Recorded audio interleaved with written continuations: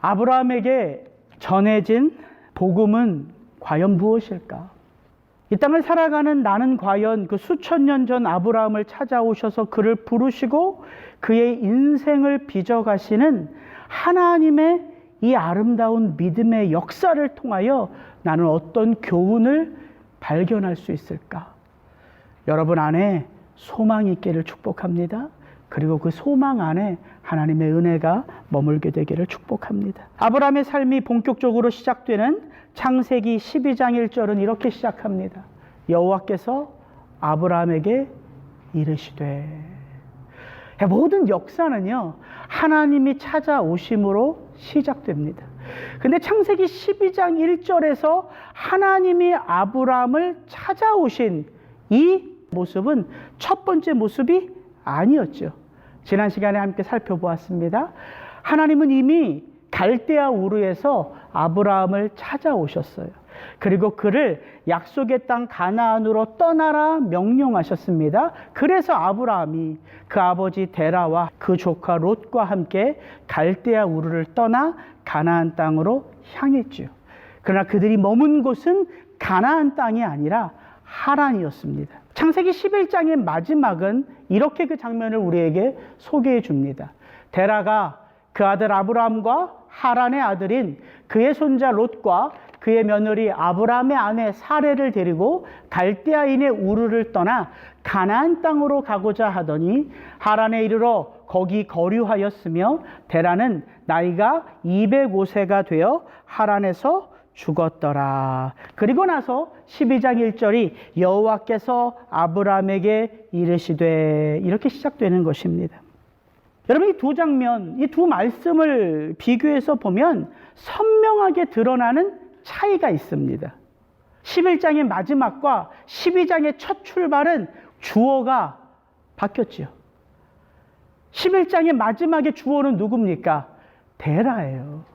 그 모든 가족을 이끌고 갈대아 우르를 떠난 사람의 핵심은 데라입니다. 물론 갈대아 우르에서 데라가 하나님의 음성을 들은 건 아닙니다. 아브라함이 들었어요. 그런데 지금도 마찬가지지만 이 시대는 족장 시대예요. 모든 권세와 모든 힘이 아버지에게 있어요. 그래서 성경은 이렇게 아버지 데라를 주어로 해서 표현하지요. 근데 12장 1절에는 주어가 바뀌었어요. 여호와께서 이렇게 시작합니다. 저는 이 11장의 마지막을 한 주 묵상하는 가운데 계속해서 제 마음 가운데 11장 31절 32절이 이렇게 들어와요. 제 안에. 데라가 갈대아 우르를 떠나 가나안 땅으로 가고자 하더니 하란에 거류하였으며 하란에서 죽었더라. 이게 자꾸 제 마음에 들어와요. 여러분, 약속의 땅은요, 떠난다고 해서 가고 싶다고 해서 도착할 수 있는 곳이 아니라는 거예요. 그렇게 제 마음 가운데 다가오더라고요. 믿음의 여정은 나의 선택과 결정으로 시작되고 완성되는 길이 아님을 성경은 보여주고 있어요.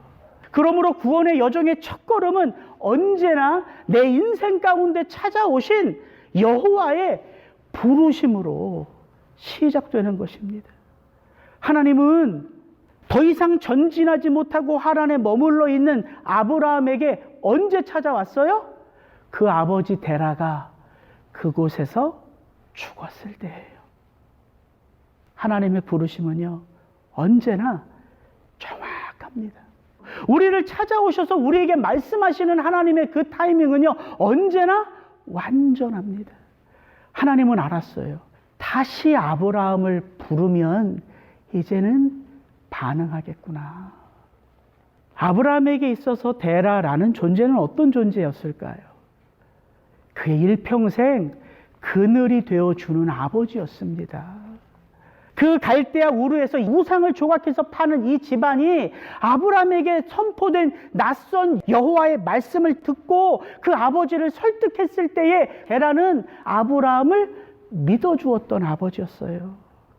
그래서 그 여정을 함께 했던 아버지였습니다. 아브라함에게 있어서 아버지 데라의 죽음은 깊은 상실로 그의 마음을 채웠을 거라고요. 근데 바로 그때 이제는 어떻게 하나? 이제 나는 어떻게 살아야 될까? 그런 아브라함에게 하나님이 찾아오셨다는 거예요. 다시. 여러분, 하나님의 부르심은요, 우리의 일평생 단 한 번이 아닙니다. 하나님의 부르심은요, 택하신 그 영혼이 믿음의 길에 들어서서 아무리 어떤 고난과 역경 속에서도 그 믿음의 길을 나아갈 수 있도록 끊임없이 우리의 삶에 찾아오셔서 부르시는 하나님이세요. 우리가 아브라함의 시작을 통해서 바라보는 이 첫 번째 교훈, 하나님의 이 부르심은 자격 있는 자를 부르시는 것도 아니요, 믿음과 소망으로 아름답게 살아갈 때만 부르시는 것이 아니요, 그의 부르심이 곧 자격이요, 그의 부르심이 곧 소망이요, 그의 부르심이 곧 능력이라는 사실을 우리에게 보여주고 있다는 거예요. 그래서 이 부르심이 은혜예요. 여러분, 성경을 보면요, 그렇게 우리 믿음의 선배들이 이렇게 이 막다른 골목에서 그 절망의 상황에서 홀로 있을 때에 하나님의 이 부르심을 다시 듣습니다. 그리고 믿음으로 일어서요. 애굽의 왕자였던 모세가 내 힘으로 무엇인가를 하려고 했을 때 아무것도 이루지 못하고 광야로 쫓겨나지요. 그 미디안 광야에서 장인어른의 양떼를 치는 목동으로 그 시내산을 배회할 때에 찾아오셨습니다. 형의 장자권을 빼앗고 아버지를 속여 그 장자의 축복을 받은 야곱이 형 에서의 위협을 피하고자 삼촌 라반의 집으로 도망칠 때 그 베델에서의 첫날 밤 하나님은 야곱을 찾아오셨어요. 삼촌 라반의 집에서 20년을 지내면서 그는 거부가 되지요. 이제는 돌아가야 되겠다. 그래서 고향으로 돌아가는 야곱의 발걸음이 고향 땅 앞에 점점 더 다다르자 잊고 있었던 누가 그 마음에 떠올라요? 형 에서 아닙니까? 그 에서에 대한 두려움이 점점 그 마음을 덮을 때에 그는 약복강가에 홀로 남았습니다. 성경은 이렇게 그때 그 장면을 소개해요. 밤에 일어나 두 아내와 두 여종과 11아들을 인도하여 약복나루를 건널새 야곱은 홀로 남았더니 어떤 사람이 날이 새도록 야곱과 씨름하다가, 이렇게 홀로 남겨진 때 저와 여러분의 인생 속에 있잖아요. 물리적으로 우리가 홀로 남겨질 때도 있지만 우리의 마음이, 우리의 심령이 의지할 곳 없이 나 홀로라는 그 두려움의 감정 가운데, 외로움의 감정 가운데, 적막한 인생 가운데 홀로 있을 때 하나님은 그때 다시 찾아오신다고요. 우리 믿음의 선배들이 그 하나님의 음성을 다시 듣고 믿음의 걸음을 다시 내딛습니다. 그래서 이 부르심이 축복이에요. 하나님이 우리를 구원하실 때 그 구원의 첫 여정, 부르심입니다. 하나님이 우리를 불러주셔서 우리가 구원의 인생을 살아갈 때에 그 다음에 하나님은 침묵하십니까? 아니요. 그렇게 믿음의 길을 걸어가는 우리의 인생 가운데 계속해서 다가오는 것이 고난이고 역경 아닙니까? 그렇게 그때 홀로 된 것 같을 때에 다시 또다시 우리를 찾아오셔서 예정된 그 믿음의 길로 인도해 가시는 하나님의 이 부르심, 복음 안에 담겨진 이 부르심의 축복이 무엇인가, 오늘 본문을 통하여 두 가지를 좀 나눠보기를 원합니다. 우리 1절부터 3절을 다시 한번 읽어보죠. 여호와께서 아브라함에게 이르시되 너는 너의 고향과 친척과 아버지의 집을 떠나 내가 내게 보여줄 땅으로 가라. 내가 너로 큰 민족을 이루고 내게 복을 주어 내 이름을 창대하게 하리니 너는 복이 될지라. 너를 축복하는 자에게는 내가 복을 내리고 너를 저주하는 자에게는 내가 저주하리니 땅의 모든 족속이 너로 말미암아 복을 얻을 것이라 하신지라. 하나님이 아브라함을 다시 찾아오셔서 그를 복음으로 초청하시는 이 창세기 12장 1절부터 3절에 보면 아브라함이 해야 될 일들이 나와 있고요.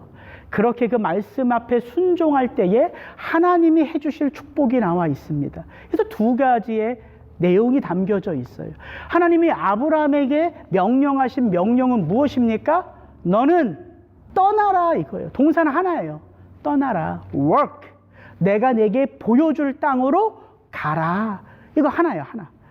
근데 어디를 떠나서 가라 이렇게 말하냐면 너의 고향과 너의 친척과 너의 아버지의 집을 떠나 보여줄 땅으로 가라. 그게 참 재밌는 게요. 이 12장 1절에 하나님이 떠나가라고 할 때 이미 아브라함은 그런 상태였어요. 고향인 갈대아 우르를 떠나 있죠. 이제 하란에서 그 아버지는 돌아가셨지요. 이제 하나님의 그 부름 앞에 아브라함이 반응할 준비가 되어진 거예요. 이게 묘한 은혜라고요. 갈대아 우르에서 아브라함이 하나님의 명령을 듣고 약속의 땅 가나안으로 가는 데 있어서 하란은요, 말씀에 순종하지 않은 곳이잖아요. 머물러 있는 곳이에요. 정착되어 있는 곳이에요. 우리가 하나님을 생각할 때 이런 두려움이 있어요. 하나님의 명령대로 하지 않으면, 온전히 순종하지 않으면 하나님이 나를 벌 주실 거야 하는 두려움이 우리 마음에 있어요. 근데 제가 이 12장 1절부터 9절을 읽는 가운데 묘한 은혜가 있더라고요. 하란에 머물러 있는, 즉 약속의 땅으로 가지 않고 중도 하차한 아브라함과 데라 이 가족에게 하나님이 벌을 내리신 게 아니라 계속해서 그들에게 복을 주고 계세요. 오늘 본문에도 그게 나옵니다. 5절에 보면 이렇게 되어 있어요. 아브라함이 그의 아내 사레와 조카 롯과 하란에서 모은 모든 소유와 얻은 사람들을 이끌고, 그곳에서 하나님이 이 데라 가족을 망하게 하지 않으셨다고요. 이제 망했지? 이제 떠나. 이게 아니란 말이에요. 우리가 하나님을 오해하면 안 돼요. 하나님이 왜 당신의 말씀을 온전히 받지 못하고 끊임없이 그 말씀을 거부하는 이 세상의 사람들에게 변함없이 찾아오십니까? 하나님 당신을 위해서가 아니란 말입니다. 패역한 죄인인 우리들을 위해서예요. 그래서 끊임없이 그가 찾아오시는 거예요. 그래서 복음이라는 거예요. 저는 하란에서 중도 하차한 아브라함에게 하나님이 그와 함께 하고 계셨구나, 이것을 깨닫게 되더라는 것이죠. 오늘 이 본문을 보면요, 하나님이 아브라함에게 내가 네게 보여줄 땅으로 가 이렇게 명령하는 것은 단순하게 한 가지만 나옵니다. 그런데 하나님이 아브라함에게 해 주실 것은 장황하게 묘사되어 있어요. 이렇게 되죠. 내가 너로 큰 민족을 이루게 한다. 내가 네게 복을 주어 내 이름을 창대하게 하리라. 그러므로 너는 복이 될지라. 하나님이 아브라함에게 명령한 건 하나예요. 떠나. 그러면 내가 너의 삶에 간섭할 거야.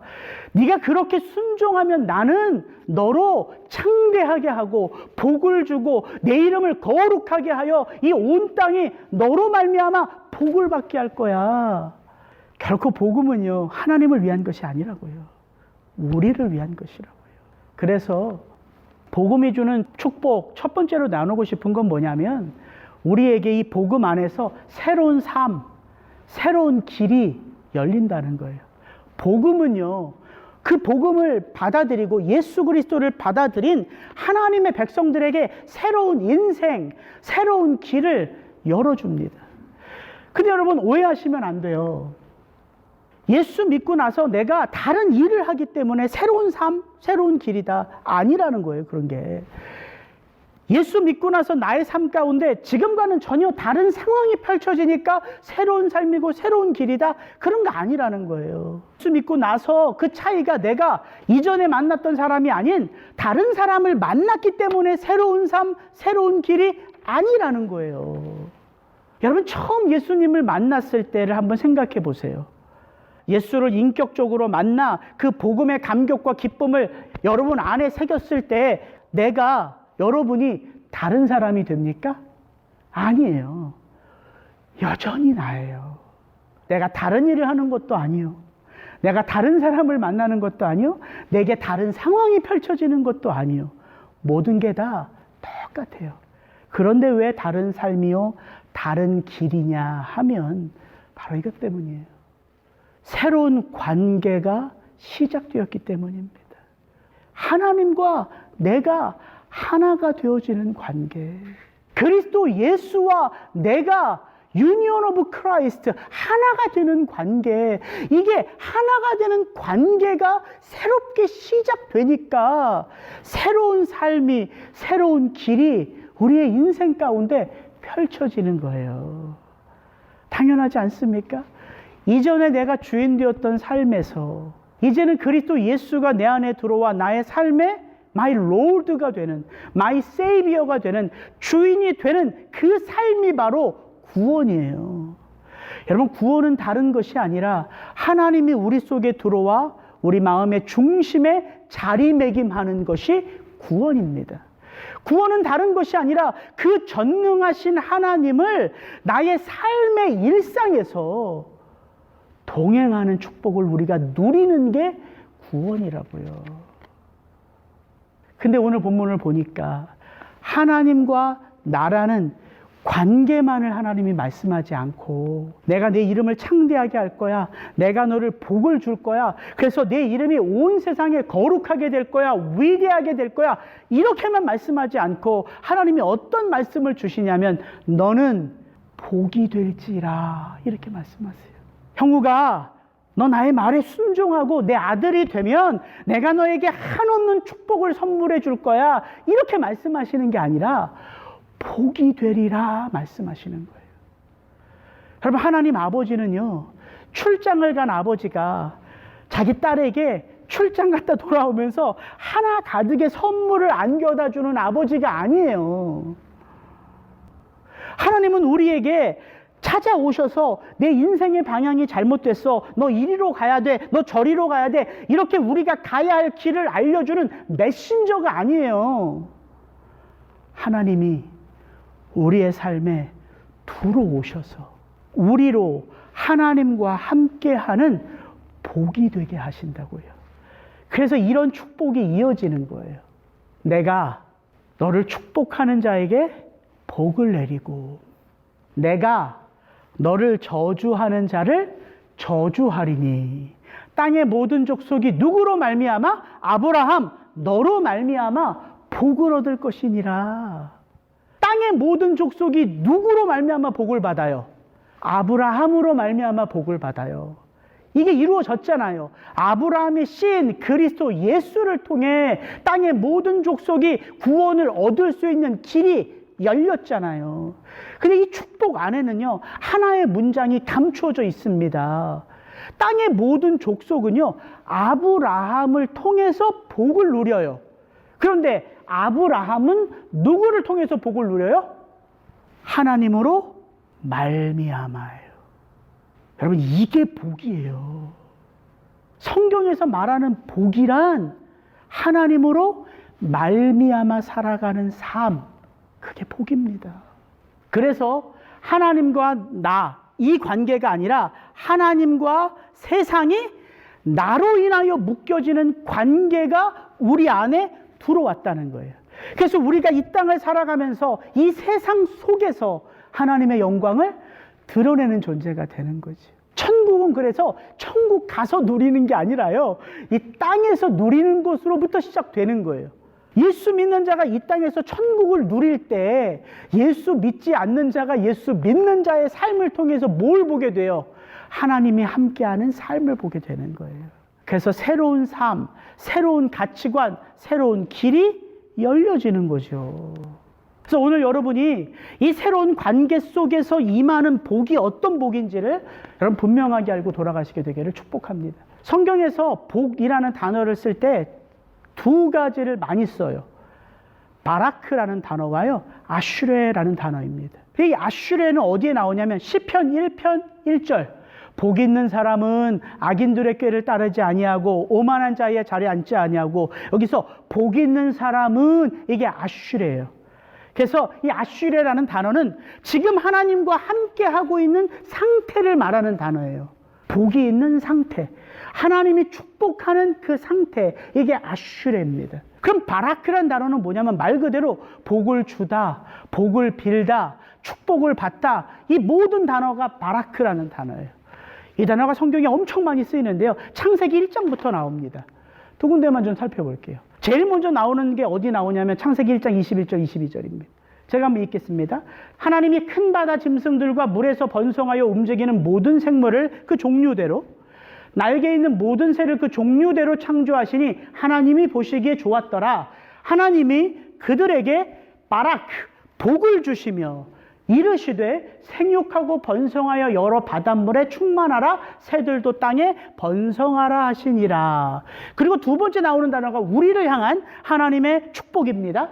하나님이 자기 형상 곧 하나님의 형상대로 사람을 창조하시되 남자와 여자를 창조하시고 하나님이 그들에게 바라크, 복을 주시되 생육하고 번성하여 땅에 충만하라, 땅을 정복하라, 바다의 물고기와 하늘의 새와 땅에 움직이는 모든 생물을 다스리라 하시니라.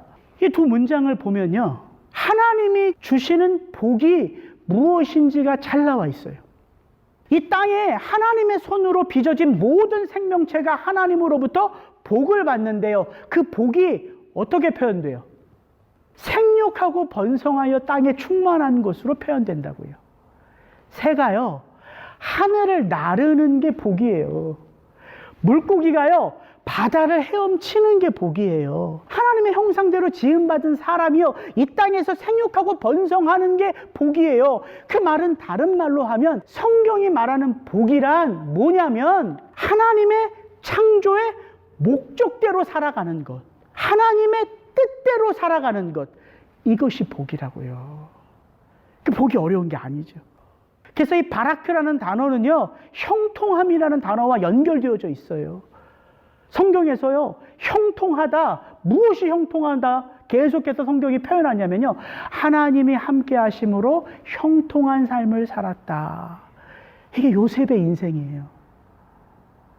그러니까 우리가 생각하기에 돈이 많으면 복을 받은 것 같고, 가난해지면 저주받은 것 같고, 몸이 건강하면 복을 받은 것 같고, 몸이 병들면 저주받은 것 같고, 내가 무슨 일을 하든 일이 잘 되면 복을 받은 것 같고, 일이 막히면 저주받은 것 같고, 예, 건강하고 일이 잘 되고 돈을 많이 벌고, 이것도 하나님의 축복 속에 들어가요. 그 물질의 주인도 하나님이시니까.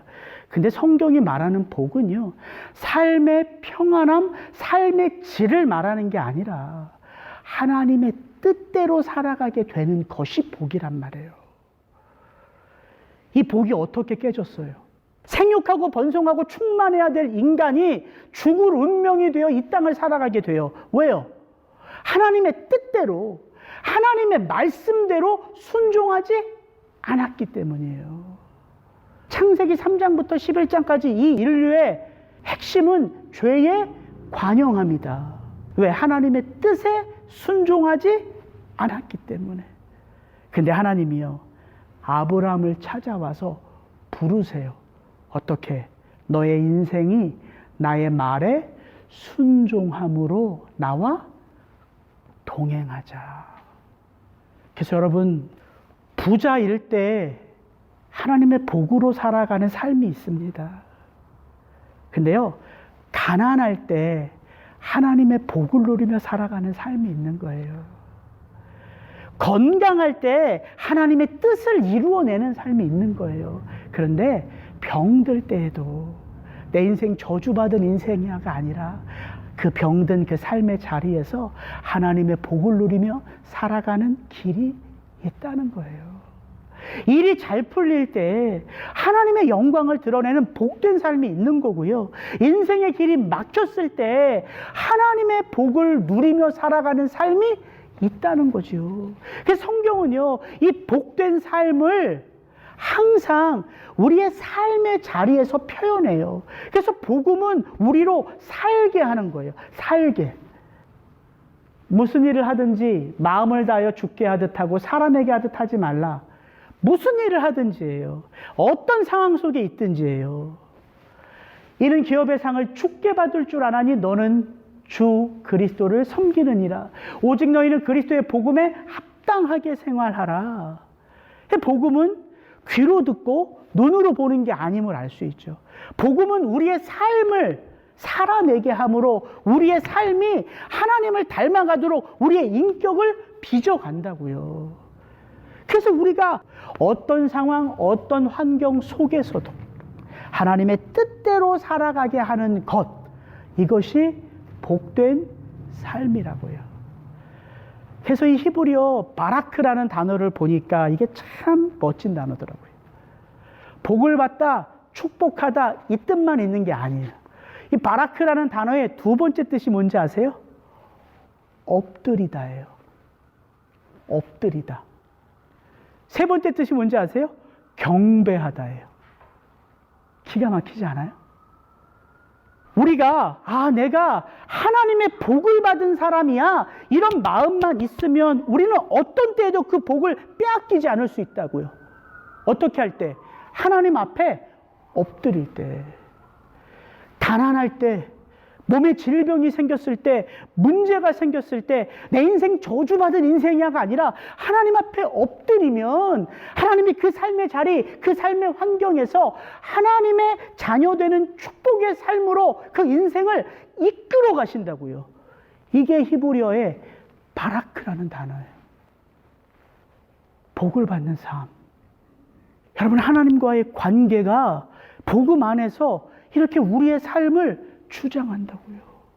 어떤 상황, 어떤 환경 속에 있어도 저는 여러분이 지금 처한 상황에서 이 하나님의 복을 누리시는 자가 되기를 주의 이름으로 축복합니다. 두 번째, 복음에 주는 축복은요, 우리의 삶에서 믿음의 역사를 체험하게 해요. 믿음의 역사를 체험한다, 이 말은요, 한마디로 말하면 하나님의 실제를 체험한다는 거예요. 여러분, 잘 생각해 보십시오. 하나님이 아브라함에게 찾아와서 복을 선포하셨어요. 내 자손이 하늘의 별과 같이 땅의 모래와 같이 많을 거야. 아브라함의 상황은 어떻습니까? 아담으로부터 20번째인 아브라함이 이제 그 대가 끊기게 되었어요.